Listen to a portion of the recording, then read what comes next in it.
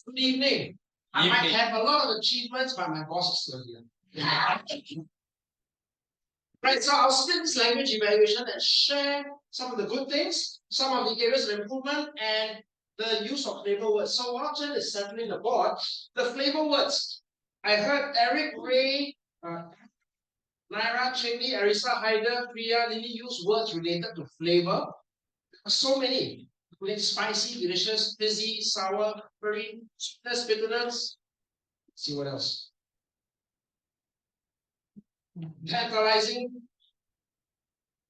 buttery from Lily as well. And I think Chenli had the most different flavor related words, although they weren't a specific taste, but Chenli used the words succulent, peachy, palatable, relishing, yummylicious, tasty, and scrumptiously.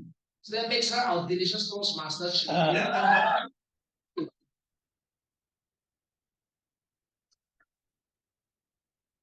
So use flavor related words. Well done. Yeah.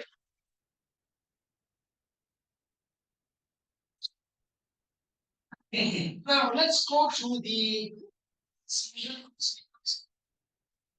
It's one of those things that we don't think too much about, but it can really make a difference in terms of how people perceive you when you speak. So here are some of the words I heard that perhaps were not pronounced correctly. How do we say this one? Yes. Yes. So I heard gases. It's not gases. You don't want to expel them. You want to keep them for as long as you can. So how I pronounce it is you go guest. Right? Say with me slowly. Guest. Guests. And then you say it faster and faster. If you're not used to saying this, no worries, especially if you are a native Mandarin speaker, we don't focus on end consonant sound. So a complex sound like this might be difficult. So practice guests. Right? Next one I heard.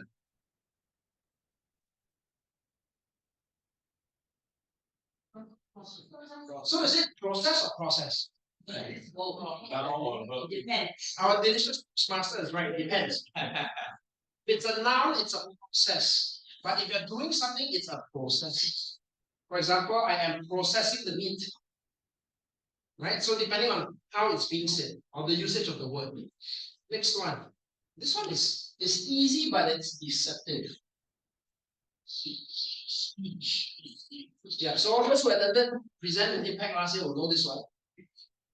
Yeah, you always hear speech. This is not a speech. It's a speech. So to make that sound, you have to pull your cheeks back like speech. And everyone say with me, speech. Your cheeks hurt? Yeah. It hurts because you don't pull your mouth back.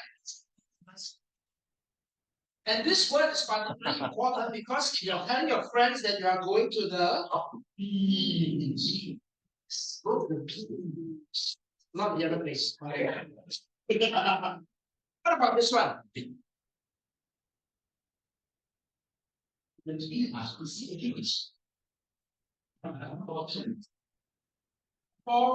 So is it unfortunately, unfortunately? So for some reason, this TU is actually a CHU. So unfortunately. Another word that is very common but sometimes mispronounced.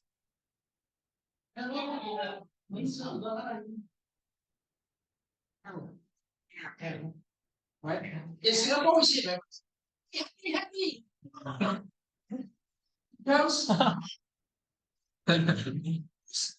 This L sound in the middle of the word doesn't exist in Mandarin. Yeah. So hell, what is your tongue? Hell. So as you bring the L back in, it rolls back in. Okay. This word wasn't used tonight, but how would you pronounce it? Yeah. So there's a k sound. Notice your tongue move back, right? So if you have some challenges with pronouncing your L-related sounds, notice how your tongue is moving around your mouth to make it sound. Curl. So when you say curl, the L, your tongue curls back. Yeah, curl. Maybe that's why they use the word curl. Okay. Next one.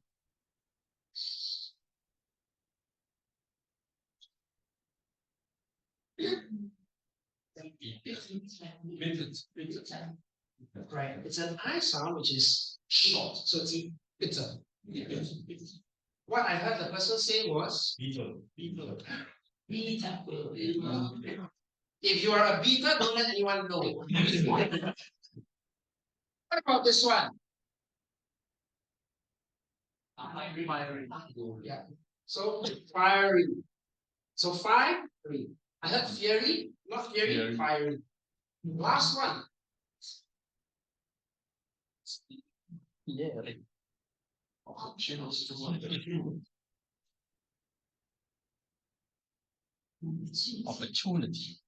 So how should it be said? Yeah, for some reason this is an O, but it's opportunity. Right? The same. In this case, for this one, you can use true, you can use to. Right? So opportunity. Right? So the focus not opportunity. Okay? No opportunity.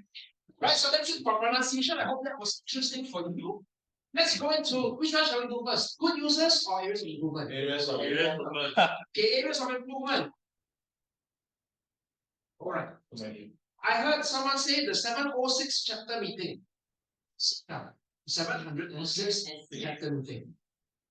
By the way, the reason for that is if you are going to host a company event and it tends to be more formal in nature because it's professional, try to be more professional in how you speak. And that's really the point of Toastmasters meeting. You try to be professional unless you intend it not to be. Right? Next one. What are the best skills you can possess? What's wrong? Yeah, that you can possess. Next one. No one born a perfect speaker. If no one is born a perfect speaker, how shamed he must be.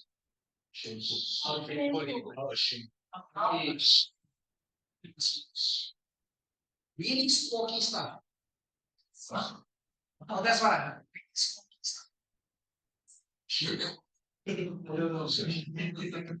I think the speaker meant to say really weird stuff. Things you don't normally imagine. This one, seat help. Salt. Salt help. Next one. Fellow Toastmaster. The host. So notice that toast.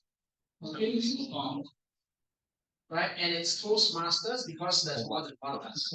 Okay. So note that the organization is called Toastmasters. One person there is called Master. We are what club? Master. Unless you didn't pay for membership. Okay, next one. Since graduated. It's either since graduation or since I graduated. Because who graduated? In Singapore, we have to say, oh, I've been doing this since young. Who is young? When is young? Who's young? Since I is young. Or since my youth. Next one. I just feel my knee. My knee. Okay, without the context for this, maybe it's not a good example. But I think typically when you talk about, or in this case, the speaker is talking about the shaking knees, then you want to use the plural, right? Both knees, because you don't just, unless only both. One. Wait, what is it? The list go forever on. List goes on. The list goes on. We have ended our prepared speech segment. Ended our prepared speech segment. Now, there's this term also. You guys, anyone knows where it comes from? Interestingly enough, back in the 1500s, there was this guy called Guy Fawkes who tried to overthrow Parliament. And after that, to celebrate that, in the movie V for Vendetta, you understand? This guy, Guy Fawkes, he was later celebrated, right? To represent the voice of the people. Now, what they would do is they would hang guys, like effigies on this person around, and to commemorate his death. And so it used to be referred to those guys. And later, you guys. But since today, guys now typically could be viewed as exclusive, particularly if you deal with US corporations, try not to use you guys. try to say everyone, folks, your. These are safe choices. Another fun fact, girl, Girl, used to mean children. So a young female would be called a gay girl, a young boy would be called a nay girl. Why? I don't know. But language is changing, so maybe in another 100 years, guys might be acceptable. But last one, the use of Singlish. Now I recognize we live in Singapore, we use Singlish, and it's a great way to get connected. So in a specific use for building form. Just remember that if you're doing a formal presentation, it might not be so effective to use a word like Sadum. Right? That is over expressions. I realize I'm out of time and I haven't talked about the great users. Madam President, do I wrap up or do I have 3 minutes? Thank you, Madam President. Great uses of language, there were so many, I will just try to keep this concise. Some of the great ones I heard include our President Three charming the socks of a snake. That's an idiom to say you charm the person. Well, it's an exaggeration. Or selling ice to penguins. I heard from Ray, machines talking to machines, people talking to machines, machines talking back to people. Yeah. That was really, really great because through the repetition and repetition and a little bit of confusion, you made us all laugh. And I also like your fallacious argument of if I can manage a room full of servers, I can manage a room full of people. Yeah. I know it's not true.